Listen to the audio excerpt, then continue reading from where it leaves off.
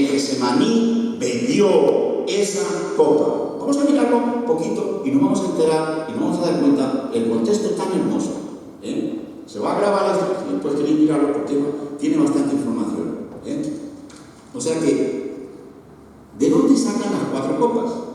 Hay un pasaje en la Escritura. Bueno, este es el aposento alto, donde el Señor celebró la Pascua con sus discípulos.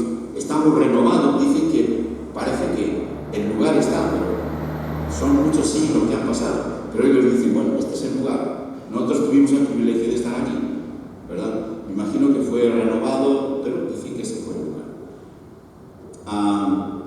Vamos a mirar entonces el porqué de las 4 copas y por qué cuando leemos esto vamos a ver por lo menos 2 copas. En esa noche, en este pasaje, hay por lo menos 2 copas y hay otras 2. Una que la beben en Getsemaní y la otra que la están bebiendo cuando están cantando los himnos. Y es una copa que es repartida entre todos.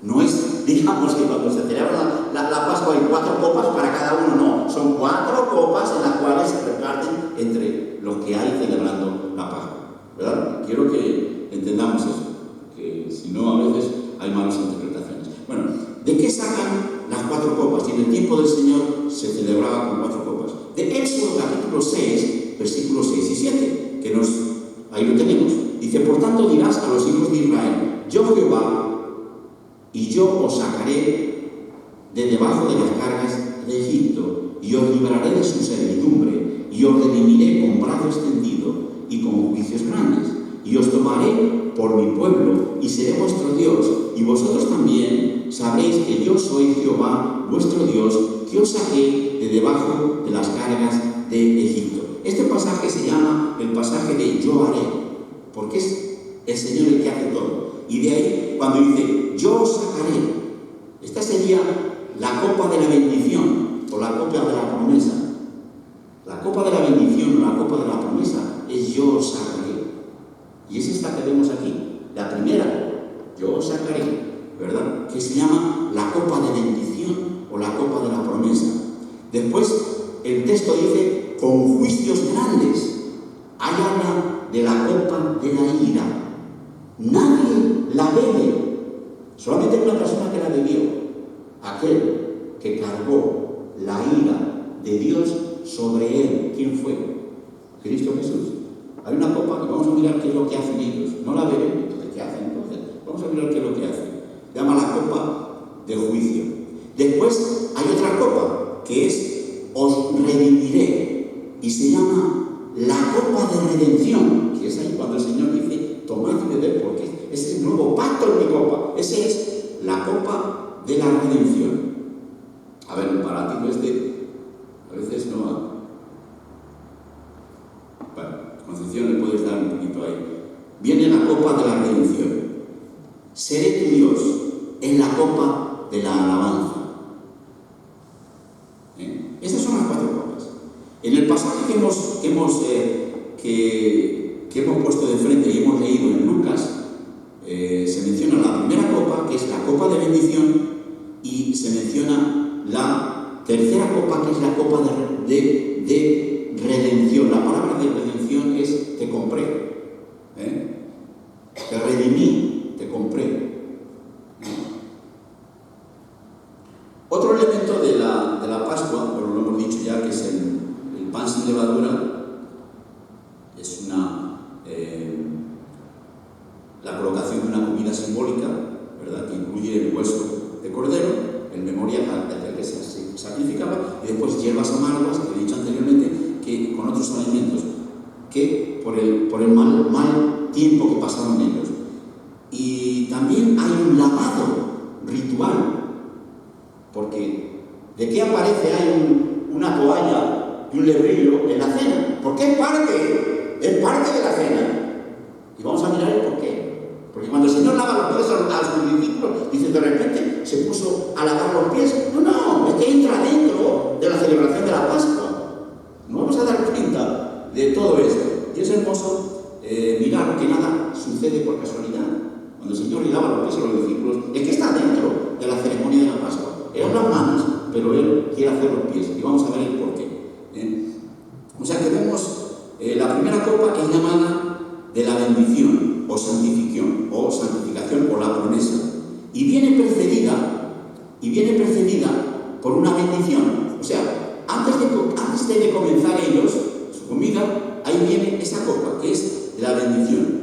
Y cuando se toma esa copa, siempre se hace una oración. Y Jesús presidía esa sede o esa Pascua, y él hizo la oración, que no está aquí, pero él la hizo.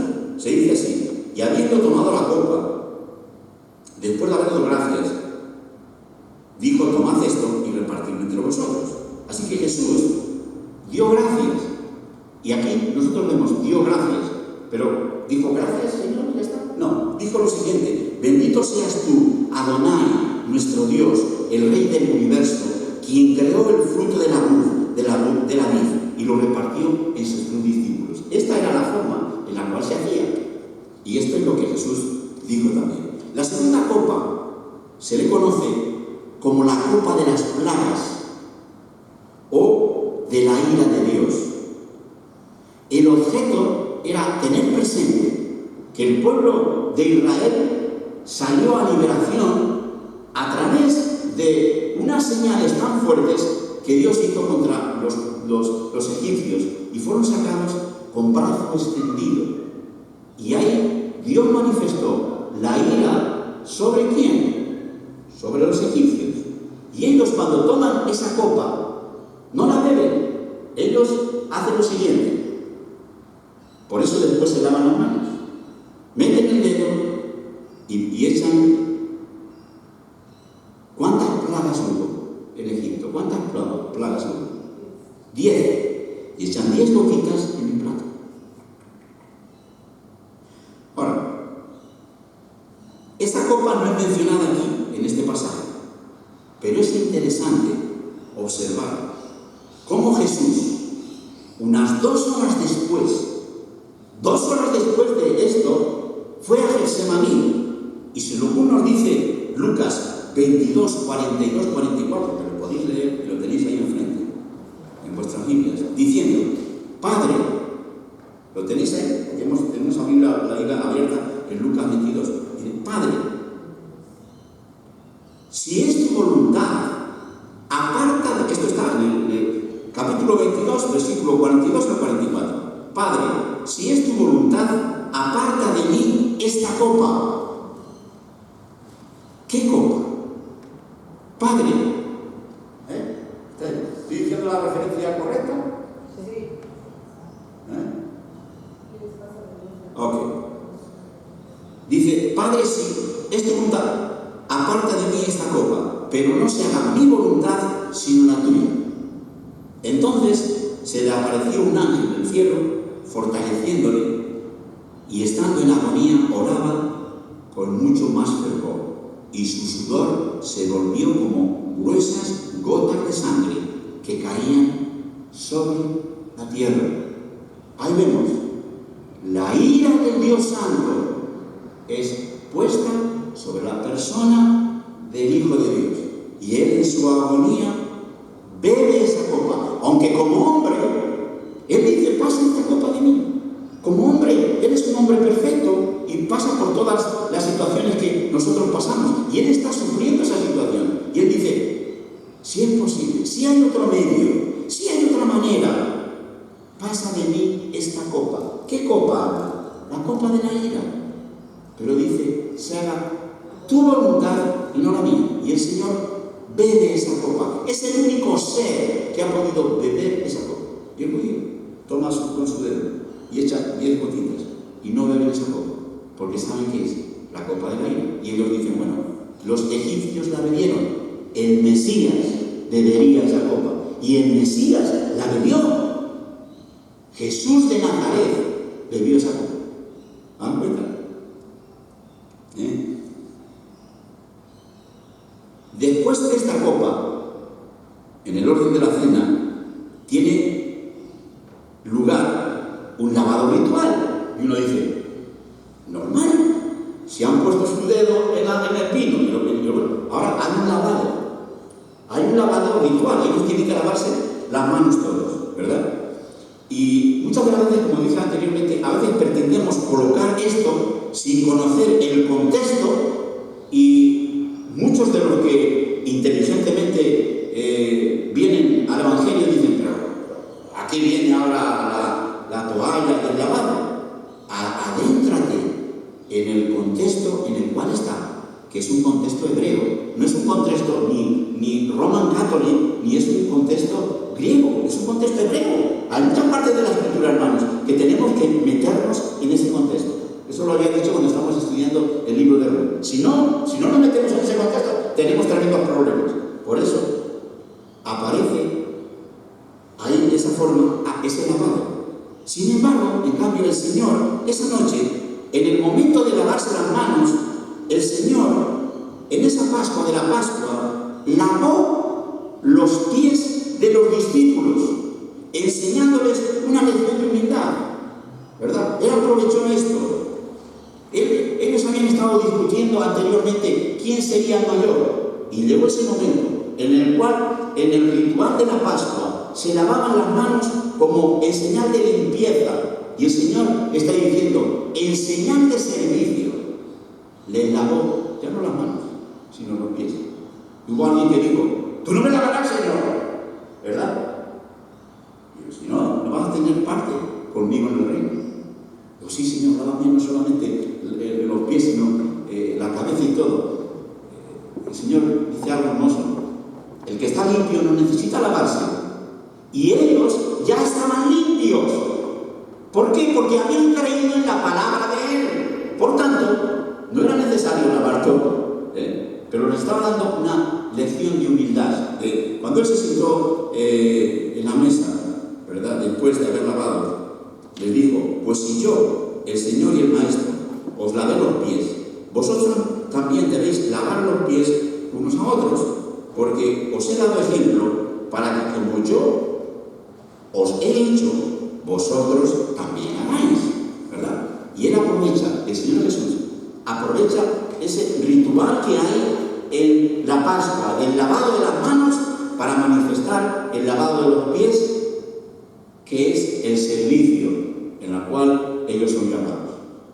Todos están limpios, dice el Señor, menos uno, porque había uno que no había creído, y sabemos quién es ese uno, era Judas. Bueno, a continuación del lavado de las manos, toma protagonismo el elemento más importante de la cena, que es el pan sin levadura. Es un pan como este, ¿verdad? Es un pan como este, redondo o rectangular, como quieras, pero es así, y se llama la man, ¿verdad? La mazor. Y fijaros, es algo interesante esto, porque yo cuando lo he mirado, lo he estudiado, digo, pero Señor, pero qué hermoso es esto, porque ellos lo están haciendo como ritual, y tú y yo cuando lo leemos ahora, tiene algunas connotaciones buenas, porque fijaros, ellos usan, a ver, atrás, ahí está, ellos usan una bolsita que parece una billetera, y ponen, depende de la cantidad de que estén tomando la Santa Cena, lo ponen en esa bolsita y lo ponen en 3 departamentos. Hay 3, lo ponen en 3 departamentos. Esa bolsita se llama Ejad, y Ejad significa unidad, ¿verdad?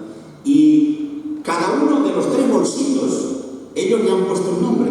Y es aquí lo hermoso, porque hoy tú y yo en Jesucristo podemos entender esto y es hermoso. Ellos le han puesto un nombre, cada bolsito. El primer nombre del bolsito se llama Abraham. El segundo se llama Isaac y el tercero se llama Jacob. Y el que preside la sede siempre toma del bolsito de Isaac. ¿Dónde está Isaac? Siempre lo saca de él. Y el Señor cuando saca la matzá, la saca de Isaac. Y uno dice, ¿por qué de Isaac? Porque solamente Isaac es el único patriarca que estuvo en el altar del sacrificio. ¿Os acordáis? Es el único que estuvo en el altar del sacrificio. Cuando Abraham, los demás no. Por eso eso tiene connotaciones hermosas. ¿Os acordáis cuando estudiamos el libro del Génesis? Por eso decimos que en la Biblia hay cosas.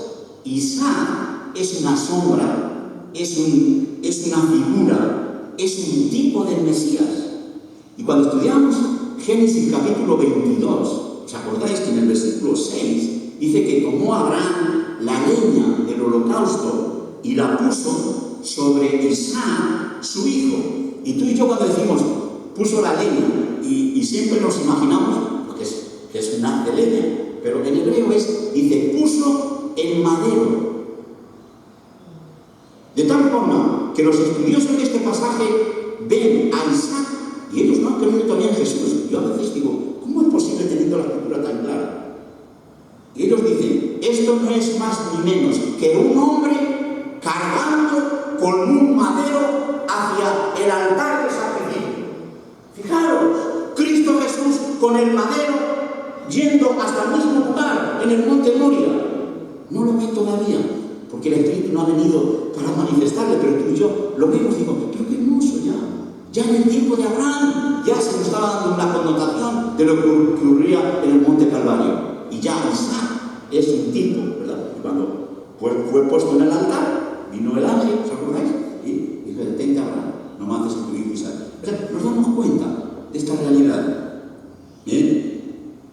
Por eso, en Lucas capítulo 22, versículo 19 dice, y habiendo tomado el pan, ¿qué pan? El pan de Isaac, que sale del...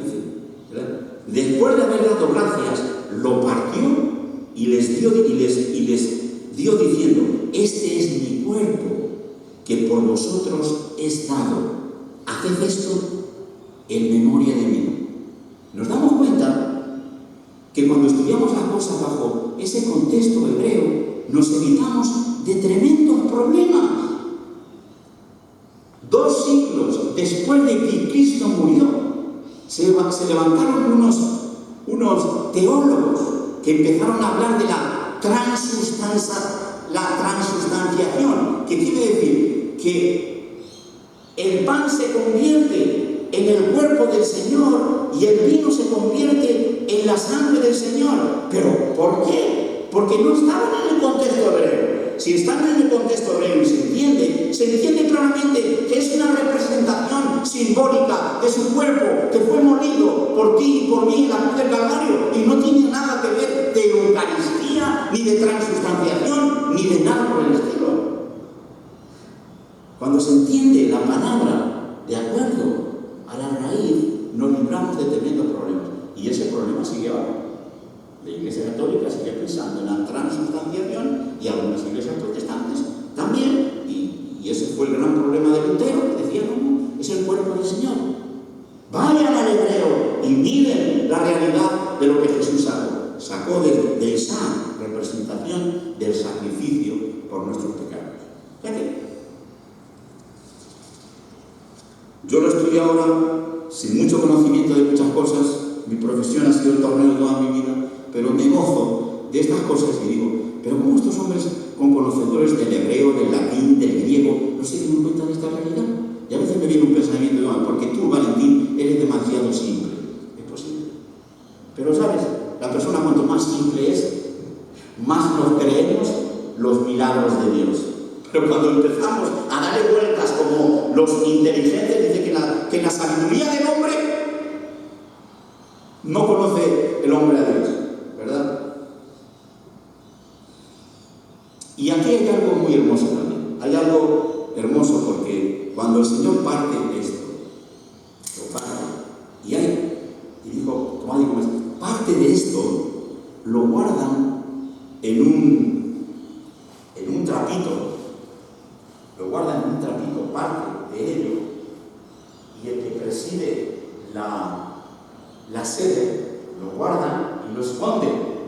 Los niños en la cultura hebrea y la cultura judía tienen una importancia tremenda, los niños. Entonces esto lo esconden, lo ponen en algún sitio que no sea muy difícil, y después los niños van a ver si lo encuentran, van buscando a ver si lo encuentran. Y cuando lo encuentran, ellos tienen una alegría tremenda de haberlo encontrado. Y cuando hacen esto, esto? Yo a veces cuando lo he visto cómo lo hacen, digo, parece mentira. Esto está hablando de algo muy hermoso. Esto ya está hablando de algo muy hermoso.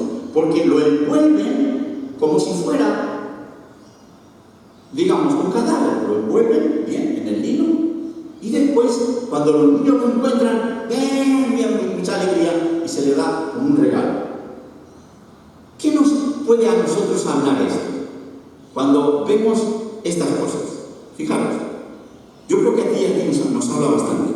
La Escritura nos dice que cuando Jesús es sepultado, en el versículo